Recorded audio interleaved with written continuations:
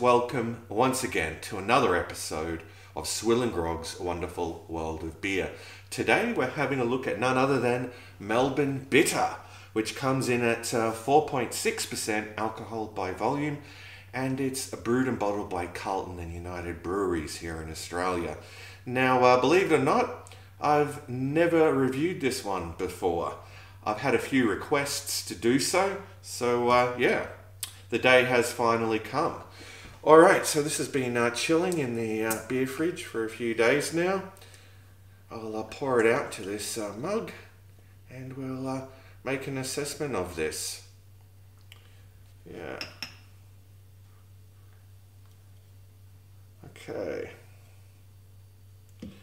Alright, well, yeah, it's a very clear golden colour, quite effervescent, a disappointing amount of head there, just a fine ring of white head. Yeah, maybe I should have poured it a bit more aggressively. Anyway, yeah, let's move on to the aroma. It's got that typical Aussie beer smell. Yeah, they obviously use the Pride of Ringwood hops, like most of the beers in the Carlton and United Breweries stable. Anyhow, we've talked about the appearance and the aroma, so I think it's time for the most important part of the review, the taste test. So cheers to you all, let's dive in.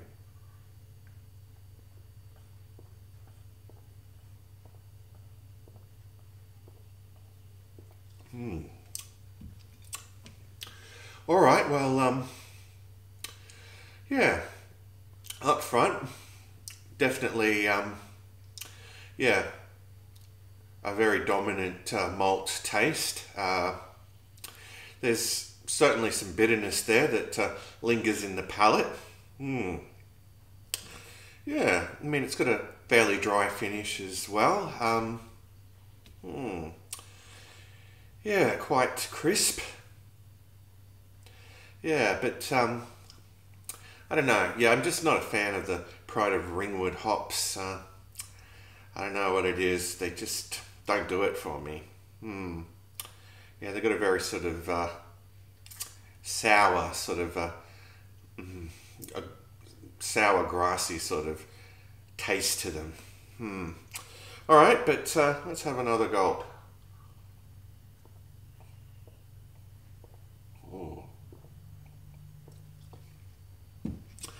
Yeah, it goes down smooth enough. The mouthfeel, yeah, is fairly smooth. You can definitely pick up the carbonation though. And the body, yeah, somewhere between light and medium, leaning more towards light. Definitely can tell it's 4.6% ABV. Yeah. Might be a bit better if it had more body to it. I don't know if it's always been 4.6. I seriously doubt it. You'll probably find over time, you know, they've, lowered it, by, a few, well, 0.1 or 0.2%, Yeah, it'd be interesting to look into what the ABVs of a lot of these CUB brand beers were, say, back in the 70s. Something I should perhaps look into. Anyway, I digress. Is it drinkable? Yeah, sure. I mean, you could go to a pub, I'd say, down in Melbourne, and you'd probably find this one on tap, and yeah, it'd hit the spot on a hot summer's day, I guess. Yeah, it's hard to distinguish this from VB or a lot of the other beers from the Carlton and United Breweries stable. They all taste very similar. Yeah, even this is comparable to, Crown Lager even. Yeah. Rightio, well, yeah, I suppose, you could session it, given its ABV. Yeah.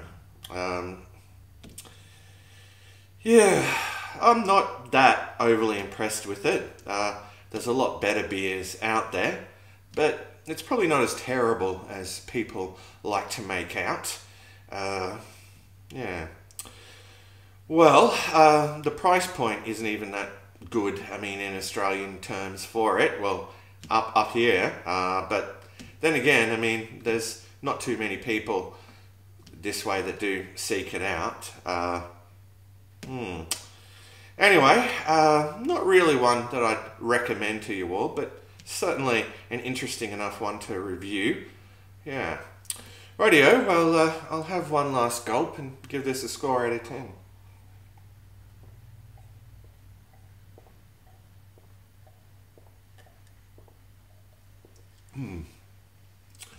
Alright, well, yeah, I'd probably give Melbourne Bitter a 6.5 out of 10. Yeah. It's not awful, but yeah, it's not overly good either. Decent, perhaps. Alright, well, that's it from me. I'm just going to kick back and drink down the rest of this, and I'll see you all in the next review. But until then, fare thee well, all.